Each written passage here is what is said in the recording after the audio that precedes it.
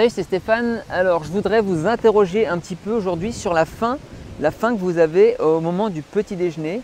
Donc, en observant un peu, que ce soit ma copine, mes parents, des amis, etc., je remarque qu'ils mangent tous pratiquement du pain le matin.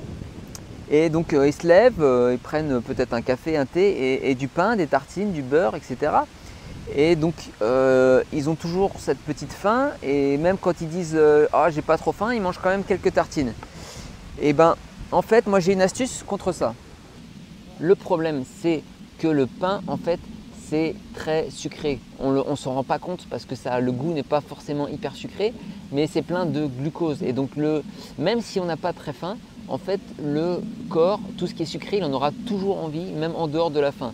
Et donc, du coup, les gens qui mangent du pain le matin, des tartines, et ben, bon, alors si on rajoute la confiture, c'est même pas la peine, mais les gens qui mangent du pain le matin, leur cerveau va leur dire ah, j'ai faim de pain parce qu'ils veulent du sucre.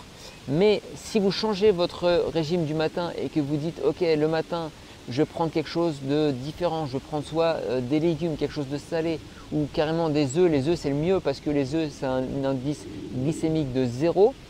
Donc du coup vous continuez avec votre glycémie basse de la nuit, donc vous continuez en longueur et ça c'est vraiment bon pour votre système glycémique, pour votre système d'insuline.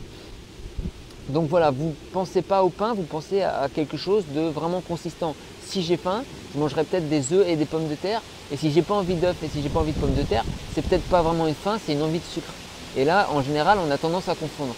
Donc voilà, changer le matin son alimentation, des œufs, des pommes de terre, des brocolis, un petit déj, voilà, un petit déj de bûcheron, ça peut faire une grande différence.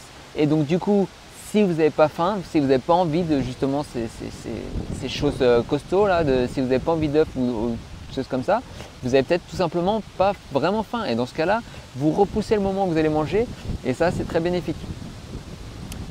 Du coup, vous pratiquez le jeûne intermittent. Allez, je vous laisse réfléchir. Salut!